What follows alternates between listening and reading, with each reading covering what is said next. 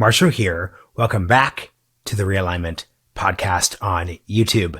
My guest today is the author Seth D. Kaplan. He has a new book out. It's called Fragile Neighborhoods. It's all about the idea that if you look at American society across issues, including addiction, alienation, violence, poverty, all of those different factors that we tend to focus on in a big picture sense, if we zoom in to the neighborhood level, everywhere across the country, regardless of whether you're in a rural place or an urban place, whether you're rich or you're poor, everywhere's kind of struggling with all that. So his book is so interesting and this conversation is interesting because we're focusing on that neighborhood level and the people and forces working to repair that. We can talk about the federal government. We can talk about big forces, but sometimes zooming in is the key way moving forward. Hope you all enjoy this conversation, and I definitely highly recommend you all check out Fragile Neighborhoods. Seth Kaplan, welcome to the Realignment. Thrilled to be here. Thank you for having me, Marshall. Yeah, I'm glad to chat with you. So you're actually the perfect guest for me because listeners know most of my day-to-day work is focused on the foreign policy space. I work at the Hudson Institute. I'm at the Clement Center. I'm at UT, focused on national security issues. Your day job focuses on foreign policy. You've done a lot of work focused on Libya, Nigeria, Ukraine. But obviously with this book, Fragile Neighborhoods, and this podcast for me, we both have a deep interest in what's actually going on in this country. So here's just a great way of introducing you. What has your work in Libya, Nigeria, Ukraine, et cetera, how has that informed the way you assess the stability and fragility of American society today? First, let me say that I got into the work I do on fragile states because I basically traveled a lot. I studied a lot of countries. And the question that kept me up at night for years, even when I was in business for several years in different parts of the world. The question that kept me up at night was, why do some societies do better than others? Imagine I lived in Nigeria and then I lived in Japan.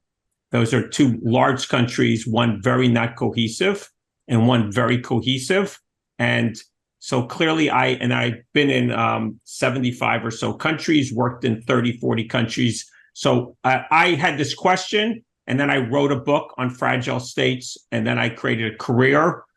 And the lesson that I learned from all of that was that relationships, the nature of relationships in society, relationships between people, relationships between groups, relationships between different parts of society, that's the central lens, the central way to understand what is going on in a country and the future of the country.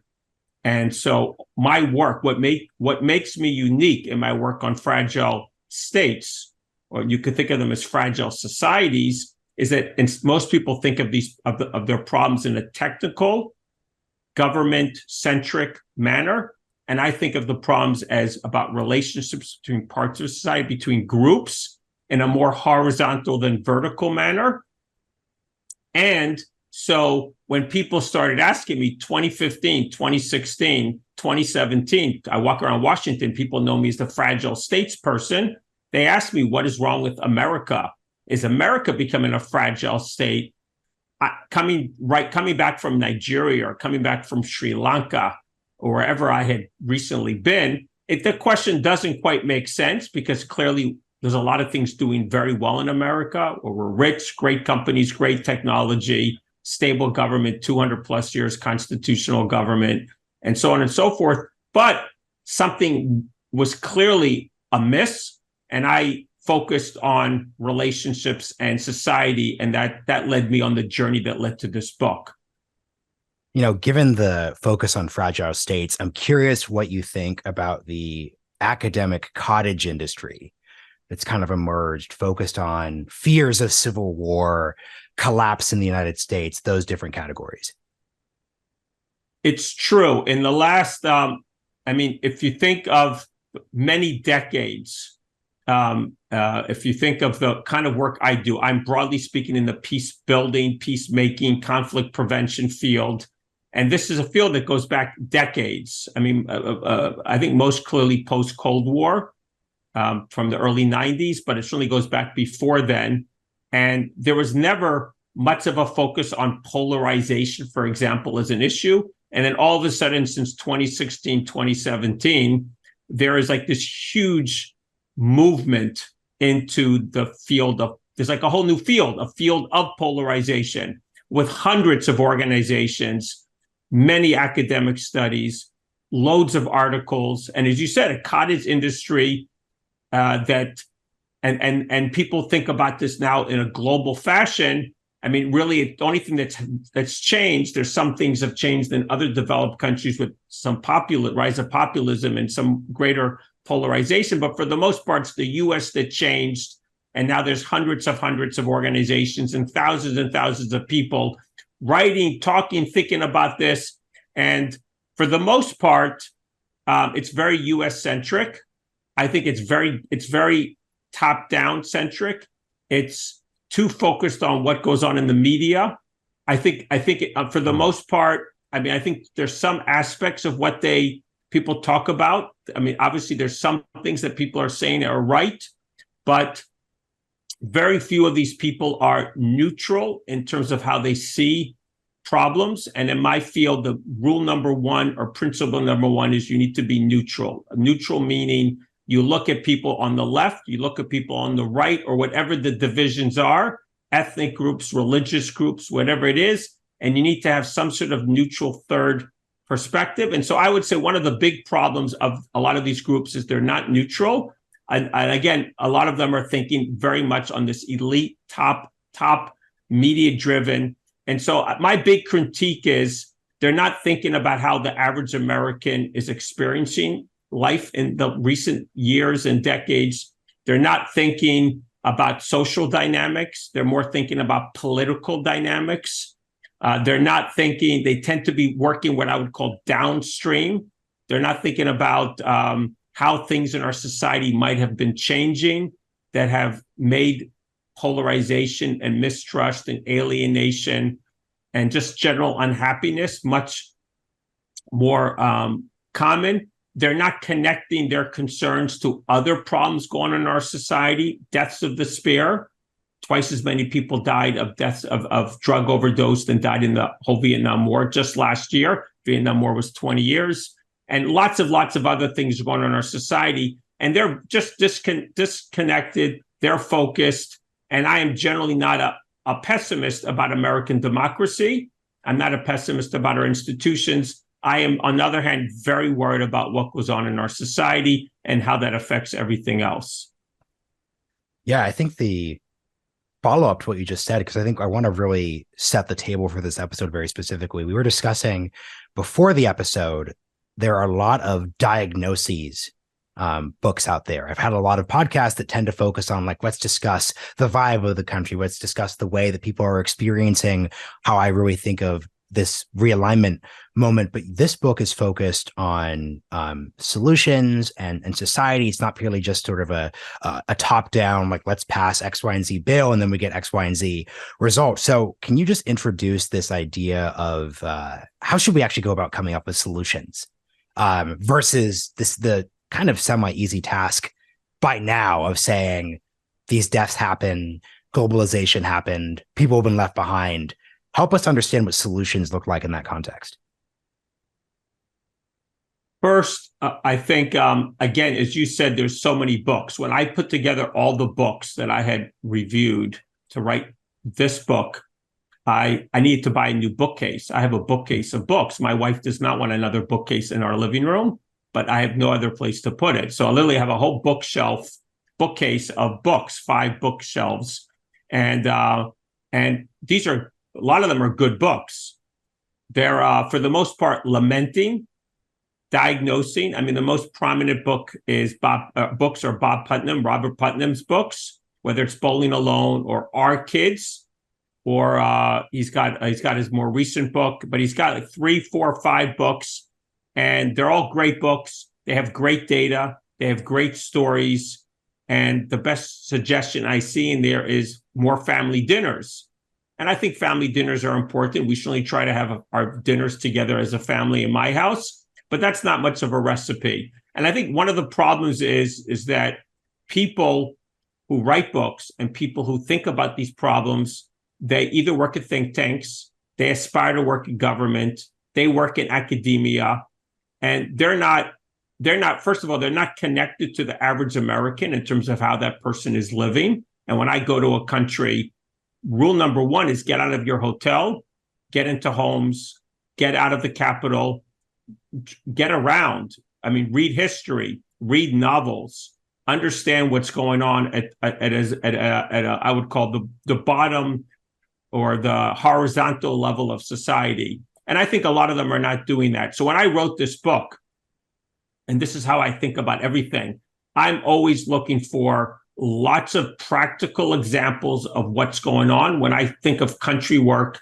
I want to use my database of 30, 40 countries I know very well to try to come up with some analysis and some people pay me not to diagnose, they're paying me to come up with practical pathways forward in countries. And I'm trying to use my database to come up with what has worked elsewhere, what can we do based upon what they did there, what won't work, and so on and so forth. So in this book, my first couple of chapters lay out the problem, and then 75% of my book is basically pivoting to what are people doing.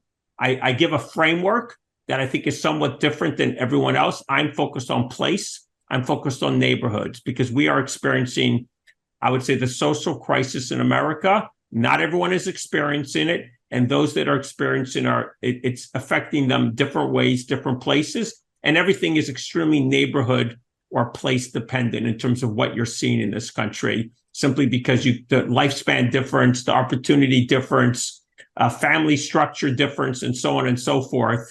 And then I look for people, organizations that were doing what I thought were important things. So when you have a solutions lens, and then you're looking for examples, and I'm looking at a lot of examples, and I chose five different entry points, and then I examine them and I study them and I draw lessons from them, and then I draw cross-cutting lessons. I mean, this is a completely different way to think about what we might do. So the book is geared from the beginning in terms of, yes, there is a problem, and I want to define the problem very clearly. And then I want to create some framework about how we might think about the problem differently. And then I want to see what people are actually doing. And then and once you look at what people are doing and you have this comparative lens, you can begin to see what is working, what is not working, what might work better, and then draw cross-cutting lessons. And this whole cottage industry exists in the abstract, exists with, I would say, a lot of theory that's not proven, and very little study of something comparative, something practical to draw conclusions about what might work. So one quick question before we get into that side of this, especially the focus on neighborhoods and place. I'm fascinated by that. You slightly slighted me. I'm kidding when I say that, but obviously when you refer to the fact that think tank world and academia, and obviously by consequence, it wasn't personal, Marshall. I'm sure you're the exception that proves the rule. Well, no, I mean, I think the part that's an exception is that I'm aware of this blind spot. But I think we're all trying to work. I'm aware of the blind spot, but I don't think I've actually handled it at a broader level. But here's my question for you: after Trump won in 2016, this narrative became very popular in think tank world, the Acela Corridor, New York, San Francisco, etc. Wow, how could we not have seen Trump coming? He won all of these deindustrialized states in the Midwest. The answer is for us to go visit a diner or go, visit the part of the country that's forgotten, and then we'll kind of figure out the answer. And then that became a joke that people would make, because obviously that was so superficial that A, didn't actually lead to anything productive, but B, became a joke. And then secondly, speaking to your example of the first thing you do in a foreign country is you escape the hotel. There's a reason why everyone makes fun of Tom Friedman for doing his famous, and then I got in the taxi cab and the taxi driver told me X, Y, and Z. So here's my question for you.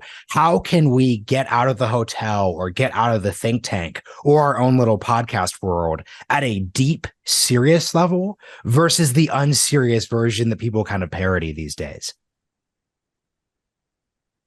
In one of my chapters, I have 5 organizations I look at. One of the chapters is on Eastern Kentucky. So each of my chapters has, for the most part, a place and an organization. It is a great organization. They are led by an incredible woman, Dreama Gentry, started at 25, if memory serves me right, and has led this organization, I think, for about 25 years. And the organization is now not Partners for Education. It's evolved into Partners for Rural Impact, because it's taking its lessons learned and going to other rural park areas around the country. And when I talked with her, she said something similar to you. A lot of people would come in and they would basically come in and leave. They would come in quickly. And for the most part, they would offer advice. They would be telling them what to do. And they would be bringing models that worked elsewhere, mostly in urban areas. And so when I approached her, I didn't know her. I had an introduction to her because I looked at a lot of people working in the education space. And I was looking particularly for an organization that worked on trying to improve the social context around people, because that's what my focus is, social dynamics. And they recommended her. And so she told me something very similar to what you described about how it's not only people coming in and out, it's also people bringing their worldview with them. It's people bringing their models, their frameworks with them. And so if you read that chapter, I talk a lot about how they're adapting. They look all over the country for nice models, good models, but everything must be changed to fit their context. So how did I do things differently?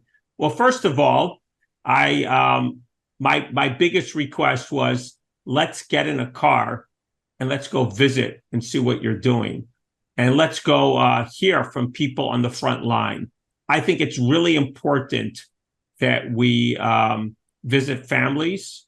I mean, I've done homestays in over 30 countries. I mean, I'm a bit older for that now, but I've done homestays in over 30 countries. And I did that for a reason, because I want to know everything from what's the material life like. When I go to a country, I sometimes go a whole day, just get on a bus, see the people on the bus, and also just drive across the country. I want to see what it physically looks like. I want to know about the infrastructure. I want to know about what the average person is doing to make money every day. I want to know what's the nature of their network. So, and there in Eastern Kentucky, I visited. I went to visit schools. I went to visit families. I went to visit organizations. The key thing is, and I want to hear from them. I always want to hear from someone who's doing something with some success. What can we learn from their experience? I mean, they're there. They've been working on this problem for decades. They're going to know what is working, what is not working, and then if I did that many times, if I was focused on that specific area, I'd be doing that many times with many different organizations. And the thing you learn, of course, in rural America, you can go to places and there aren't that many people doing things, because except for a few churches and the county governments and the schools, there are no institutions. And there's very little philanthropy and all that type of stuff. So but I would say in answer to your question, it's about being real. It's about time. It's about physically looking at things. It's about talking to a lot of people. It's certainly about learning from people who have been there forever. And what have they learned about what works and what doesn't work? I always want to find the right people and learn from them. Yeah. And I think given that answer, you kind of helped me reflect on what I think you could say the flaw of the Thomas Friedman model with the taxi driver, which is, once again, like, part of the joke is it's unclear if these conversations actually happened, but what he's using the taxi driver model to illustrate is, here is a sentence, here is a narrative that I could fit into an 800-word column. So I think you're describing a process that's much deeper and bigger that if you're actually going to effectively do that. And then also, I think to the point of the DC, we kind of called these DC safari trips. It was kind of that kind of seemingly out of touch, because that's actually kind of what it was. It's sort of, hey, we have this preset worldview. Let's learn some things that will help us remain ultimately secure in that worldview. That's kind of it's. I mean, there are exceptions. I do want to make it clear. There are some people at these think tanks whose work I really appreciate, and they do very good work. I just think the whole model of the think tank world, it has different goals Its goal is they're in Washington. They're there to influence policy. They're there to be in some sort of national conversation. Their goal is not to understand Eastern Kentucky. The incentives are not there, and to do well in Washington is almost by definition to not focus on other parts of the world, because it's almost like a bubble that you need to stay in that bubble to keep climbing. And so there's a lot of incentives against this. So I don't want to be so negative, because I certainly appreciate a lot of the work that they do. Yeah, and I think the real question I have for you, given what you just said, is I'd love for you to give us an understanding of your model. You've critiqued the top-down approach versus the horizontal approach, but something that comes to mind were the recent efforts at alleviating childhood poverty just by increasing the size of the child tax credit. This happened during COVID. It expired in 2022, but if you just look at the studies, it had a huge impact on just reducing child poverty very directly. And I was at a conference last week with a bunch of folks who support that type of work, and their takeaway is like, look, this is actually pretty simple. If we're looking at the problems of America, we know how to put money in people's pockets. We know the effects of poverty, this, and that. I think that's a very strong articulation of what a top-down model of public policy looks like. I'd love you to just kind of reflect on the example of, let's say, the success of that model in addressing some of the causes you're focused on, but also what the top-down just put money in the pockets of family with children, what that misses that your horizontal focus captures. How does this all fit together? If you look at the United States, there's a difference of over 40 years in the average lifespan between some neighborhoods and others. I think a more typical difference would be 20, 25 years. I can remember a conversation recently with some people outside Kansas City, and they were telling me that two neighboring counties had a 20-year gap in lifespan. So clearly, in the United States, based upon where you are, you're having a very different life on many, many levels. So that's when I talk horizontal, I'm meaning we don't use national numbers to measure the well-being of Americans. We need to look place by place. And then we need to look within places at the nature of relationships. So I'm thinking about horizontal on two levels. And certainly that lifespan gap is just one example. So in terms of the specific policy you mentioned, I certainly think there are things that government can do that are helpful. I don't want to say that that's not true. Clearly, if you could reduce the poverty of children, that would be a good thing. However, I will tell you, when we think of children in particular, but any of us, Marshall, you, me, everybody I know, everyone listening to this, our health, our well-being, our happiness is going to depend on some material element, our comfort level, our how much money we have in the bank, the type of job we have, type of house we have. But there's another element. There's an element about relationships. I mean, I have a child. I have 3 children. My youngest child is 9 months old. And I will tell you, there's nothing more important for children, but I think it's true for adults just as much. I should say just as much, because clearly for a baby and young children, it's more important, but for all of us, it is important. Love, caring, security. And so when I hear about the reduced the poverty of children, I mean, that's a good thing. How will that affect the children in 25 years? I think you have to look at what relationships are around that child, what institutions are supporting that child. I think you have to think about how are they feeling secure day in and day out. We have a huge problem that we have 23 million children in America that are not living in what I would call stable family, in a stable family dynamic. And clearly not every married family is good for children, because there could be problems with the couple. But the fact that we have so much instability in terms of family, we have so much instability in terms of residency, we have insecurity and on many levels affecting kids and adults. There are a lot of things that are quite different than that specific material outcome that are going to matter for the health of people. So I would say good. There are some policies, but we're looking at a big picture, and people who are focused on policy, they're focusing on, let's say, a few slices of the pie. What about all those other slices that matter for our well-being? Why are they never part of this conversation? And for me, we need to look at the whole pie. And yes, do the policy, and we could debate what the right policy is, but is that half? Is that a third? I can't tell you the answer, but I also can tell you there's a lot of poor people with strong social support, and there are a lot of well-off people with not enough social support. And that's not about money. That's about love and care and relationships. So we need to think about this problem in a larger scale, and we need to look at the whole pie, in my opinion. And everything you're saying here and reading your book, you're crystallizing a concern I had on a previous episode. I recorded a conversation with Richard Kallenberg back in July, and he has this book out. I've got the full title here, but it's Excluded.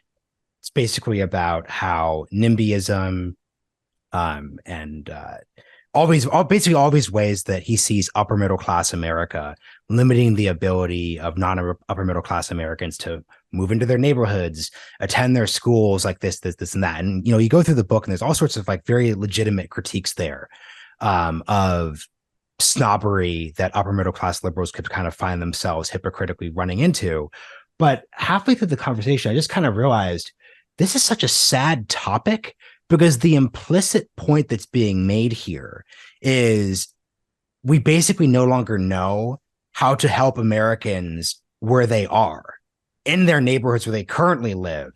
And it's the fault of the upper middle class that they aren't willing to just let in as many people as if they're refugees or escapees from a sinking ship to places where we actually do have things actually working. So can you just kind of reflect on that? Because it seems as if we've just kind of given up on that sense. In the contrast to, let's say, once again, No Child Left Behind had all sorts of flaws with it. But the implicit point, if it's 2001, was, hey, if we do this, and that, we can make neighborhood schools in a poor part of the country, we can make them better. Versus the 2023 conversation very quickly becomes, okay, how do we use charter schools or vouchers or pro-YIMBY policies to get people out of these neighborhoods because they're lost. There's nothing we can do, because obviously that isn't scalable and you're running into the political limits of what people are going to have in the first place. So I'd love your reflection on this dilemma.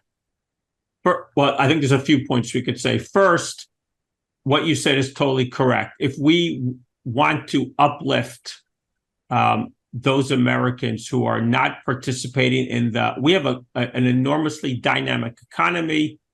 We have a dynamic society on many levels, and yet we are leaving so many people behind. We're leaving so many places behind. That's rural, that's suburban, that's urban. And the idea that we're going to move all those people who are in the wrong place to the right place, and somehow that is going to solve the problem, is a completely unrealistic. It's unrealistic because you're talking about tens of millions of people. I couldn't give you an exact number. It depends how you define the problem, but it's the successful studies, which is some studies by, for example, Raj Chetty, or things that he's looked into, they're talking about thousands of people. And we're not even talking tens of thousands, hundreds of thousands. We're talking here millions or even tens of millions. So I certainly think that one goal, if we want to have a flourishing country, we need to think what is required that every place where people live, every neighborhood is flourishing on some level. We may never get to 100%, but our goal should be is that every person lives in a flourishing neighborhood. And then we need to think really hard, what does that mean? Flourishing, there is a material aspect, but for me, the starting point is there's a relational aspect, there's a social aspect. Some of that is within the neighborhood, some of that is from the connection between that neighborhood and the people in the neighborhood, and more flourishing, dynamic parts of their city or their region or whatnot.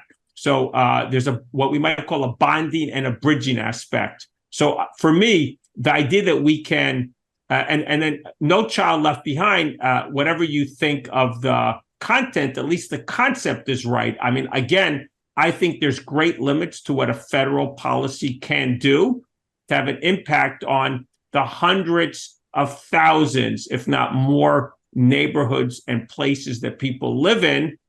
There's certainly some things that you can do, but if you're going to build a flourishing society of flourishing neighborhoods, you need to basically have a plan and find ways to work place by place and work across the landscape.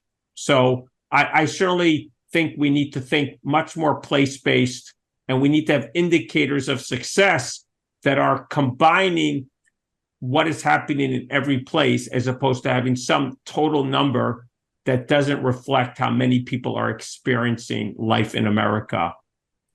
So to really get to the meat of it, you described rural America, suburban America, and urban America. There are a bunch of different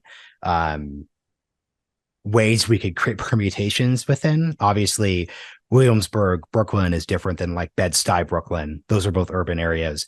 There are upper class suburbs, super zips, and then there are like exurbs that are just kind of on the edge of everything where people are struggling, taking 90-minute commutes into the city. And there are rural college towns that are doing really great. And then there are rural parts of the country where the hospital closes. Yes, we're incredibly diverse. It's hard to generalize about anything across the whole country. It really is.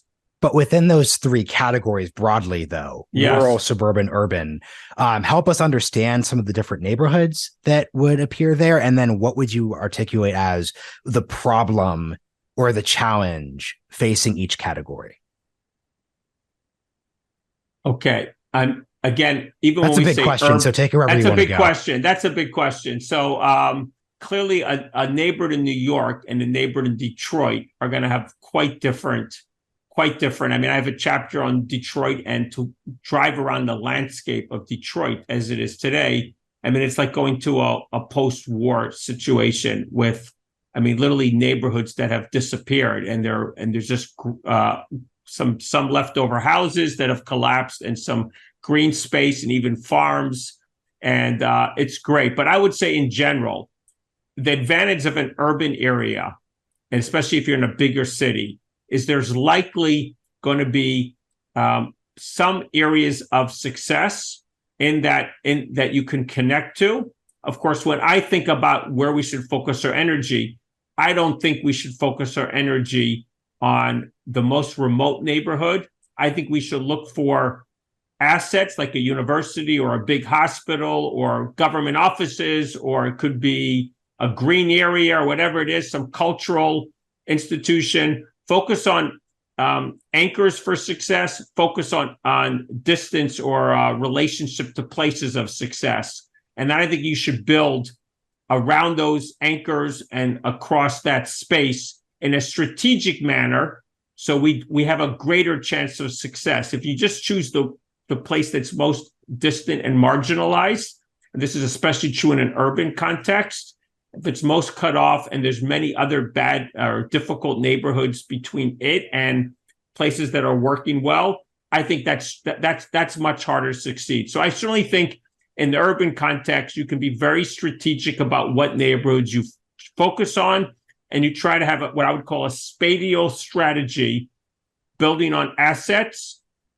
to try to improve more and more neighborhoods. Again, there's no one size fits all. Every city will be different. Some cities will have more things they can build on than others, but that at least gives you a framework.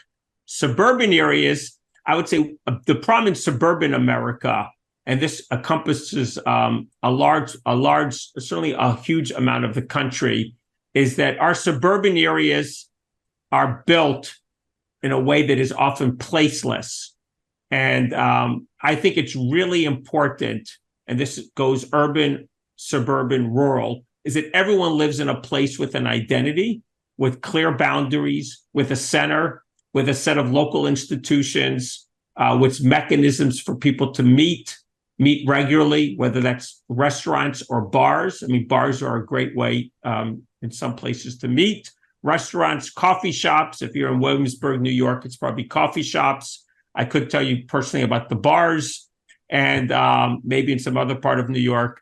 But I would say that you have to create this sense of that we are together, some sort of idea that people are together. And American suburbs are really built in a way to maximize loneliness, maximize isolation, lots of houses. The houses may be nice, but they have no connection with each other. You don't go to the local church. If you go to church, your kids don't go to the local school. There's no civic associations that are place-based. Mostly they're larger organizations that you might volunteer. There's nothing that is bringing people together in a place. So that's more of that's an area.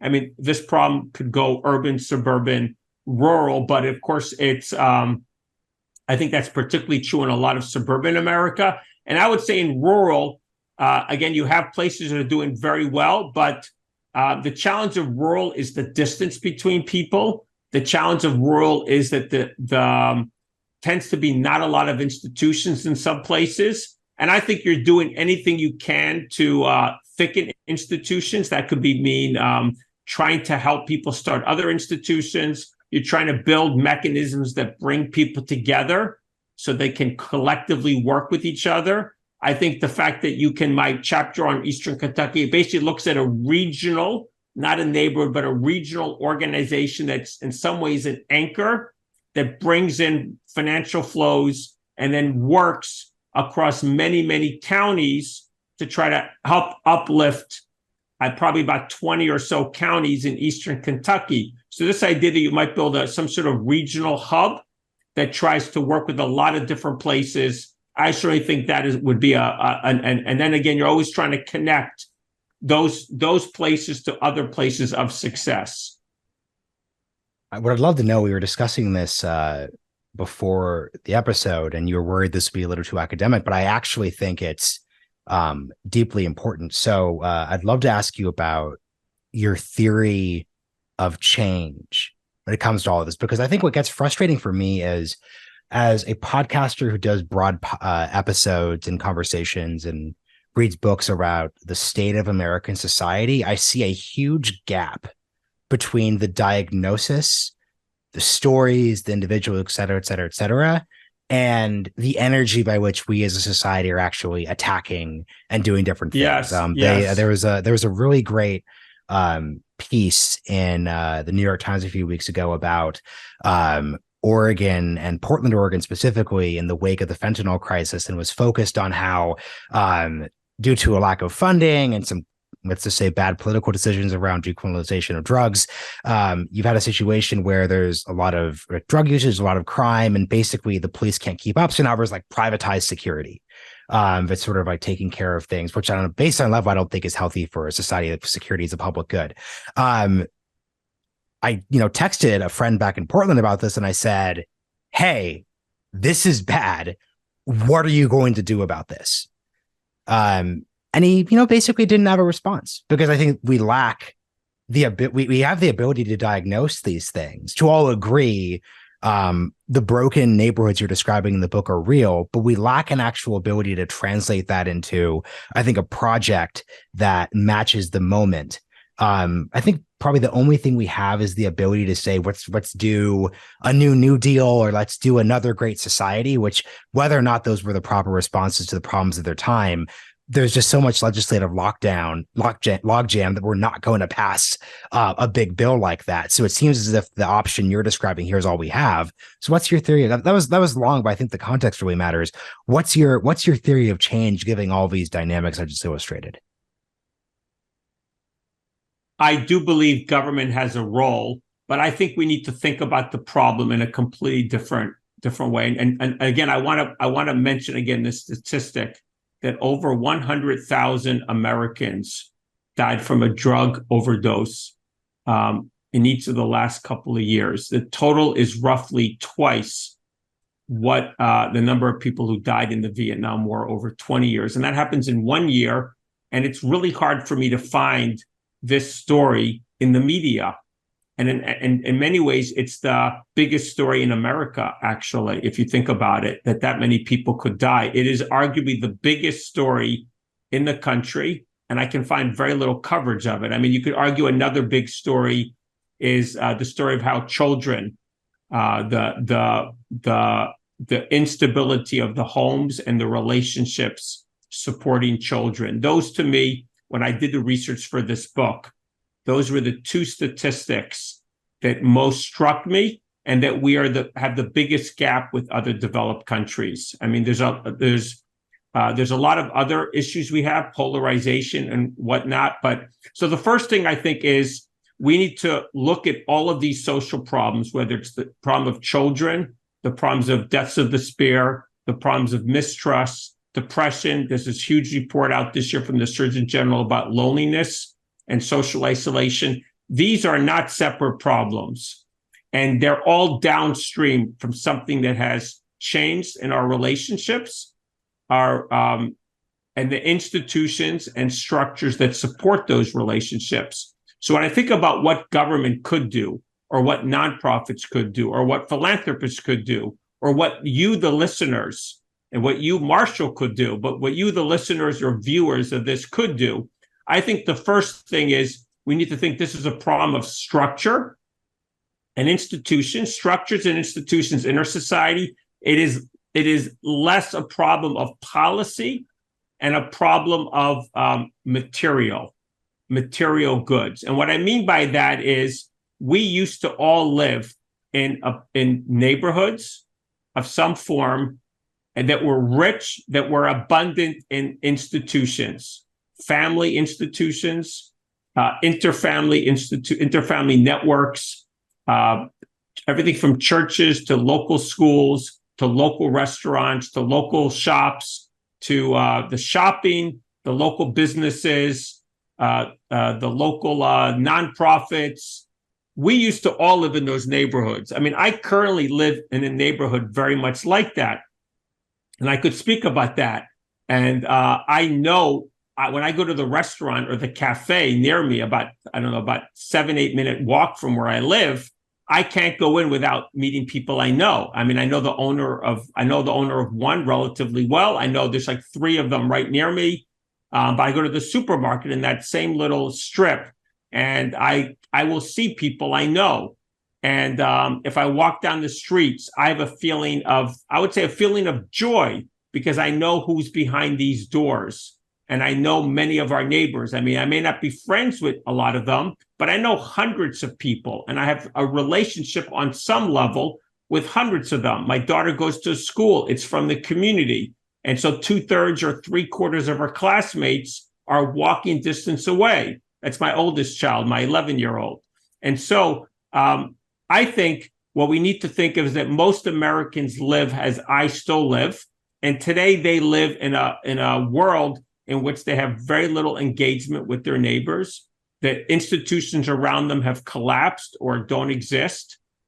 There's not many ways for them to find support on a personal level, unless that's someone that might be some member of their family, and family ties are weaker. It might be someone in their neighborhood, but those ties are weaker. There might be some nonprofits, but they tend to be doing things for you and satisfying some specific need. They're not with you. You're not a member of them. You're not working with others to help everybody. The world is completely different.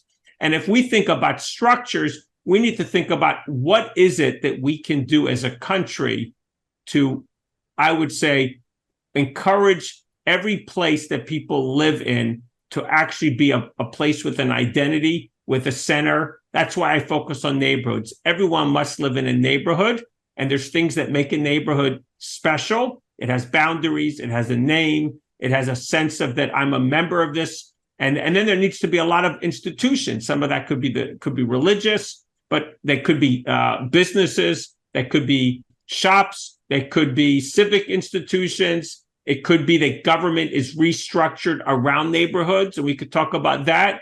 There's so many things that we can do as a society to change the structures in society. And I'll just give one very practical example.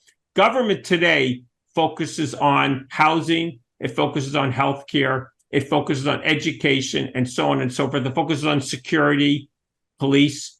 Those are silos. Those are being measured for the most part by units. How many housing units did I build? How many people did I treat? How many kids did I get through the school?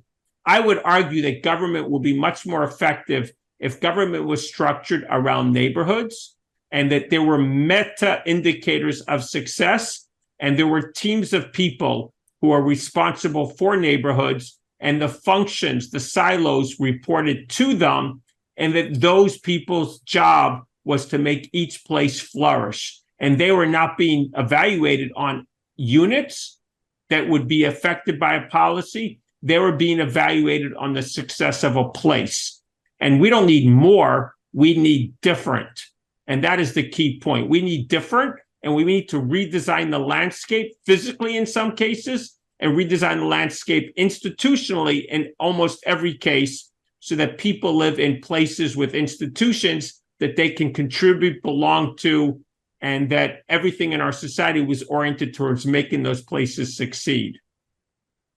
So for the last question here, I really appreciate your description of how neighborhood life has really collapsed during the, latter half of the 20th century. And the key thing is that even if you were to describe for us a part of the country where in the 20th century you had deep rural poverty, or you had a working class area of a city that materially suffered, they still had strong neighborhood life. There were civic associations, church, et cetera, et cetera, et cetera. So I think in many ways we've managed to address some of the material concerns while also not addressing the collapse of that civic neighborly togetherness. So that's very important. But I guess my question is, do these things regenerate on their own? I guess, is there a possibility that you could reach a point where everyone's just so lonely and sort of cut off from one another that they kind of realize, okay, I'm going to search for a church, or I'm going to start a book club, or I'm going to do this, or that. Is this a process that could eventually resolve itself, or is there going to need to really be fingers, not just top down, but horizontally, that are pushed on the scale, if you think about this? First, I think I want to point out that in reference to something you started with, is that there are poor places that are socially rich, and there's a lot of materially well-off places that are socially poor. And we need to think of the Amish as a very good example, as a place that's relatively poor or not very materially well-off, but the focus of their community is to bring people together and have strong social ties and strong togetherness. So there certainly is. First of all, we need to differentiate. And then I think it's important to understand that these dynamics, they work in either a vicious or a virtuous cycle. If you live in a neighborhood with a lot of institutions and a lot of relationships, like the place I live in, I mean, everyone is, people feel a desire. I mean, I feel a joy. I feel a need. If something is happening that's bringing people together in my neighborhood, I want to go. I want to join. I'll give an example. I live at 910 on my street. At 903, there's a woman there that not very talkative, must be in her 50s, not very tall. You couldn't think, you look at her, you may not think too much of her, yet think what this woman does. I know for a fact, because I see it every weekend, she goes around and visits people who live alone. I know her mother lives a few blocks from her, and her mother is alone, and maybe that's the starting point. But I know she goes to my immediate neighbor on the other side, and she visits that person for 20, 30 minutes. I know she walks up and down the streets, and I have no idea how many people she visits. That same woman is the woman who organized the cleanup in the park. It's the same one who organized volunteer work to go and help some nonprofit organize. I guess they're getting in-kind donations, lots of clothes and toys, and wants people to go. And so she's doing all these things, and she's just, but there's a lot of people in my neighborhood like that. When COVID happened, the default was, let's put benches in front of our house, or let's put benches. We have carports here. Don't ask me why. I'm not a fan of carports. I've never even seen them before I came here. But people would put sofas in their carport where it was dry. And then eventually heaters came in the carport when the weather got cold. And everyone's default was, we need to be relational. We need to volunteer. We need to form WhatsApp groups. I use WhatsApp for work, never used it in terms of a social group. But immediately when COVID happened, people started volunteering, starting WhatsApp groups for this purpose, for that purpose. And so when you live in a place in which you have these healthy dynamics about people helping each other, it just feeds on itself. You have a desire. You feel a sense of commitment. You feel, I don't want to say quite a sense of obligation, but it becomes an obligation because you feel it's something you want to do. And if you live in a place where no one knows each other and there's no opportunity to meet each other, how do you change that dynamic? That's really hard. I do think every individual, someone who's listening to this, if they feel that they can do something in their neighborhood, they can try to change the dynamic. I certainly think groups of finding a few people together and then starting something can be very helpful. I certainly think looking for local associations or organizations and somehow leveraging them. I certainly think you could bring several of these together and try to do some sort of neighborhood-wide initiative. In terms of the broader level, we as a society have this problem of what is going on and how people are experiencing things, and it's much harder to change that. But for example, if I give money, I would rather give money. I do give money to some faraway causes, but I would rather give money to a local institution, something that was right near where I live or in my neighborhood. And if, for example, if our tax credit for donations was somehow incentivizing people to give to a local institution in a neighborhood where they lived, as opposed to just giving money to some advocacy organization or some distant organization doing things for people on a large scale, that would be a simple thing that people could change. Seth, that's all very, very interesting. The book is Fragile Neighborhoods, Repairing American Society, One Zip Code at a Time. Thank you so much for joining me on The Realignment. Thank you, Marshall. Look forward to meeting you in person soon. Thanks.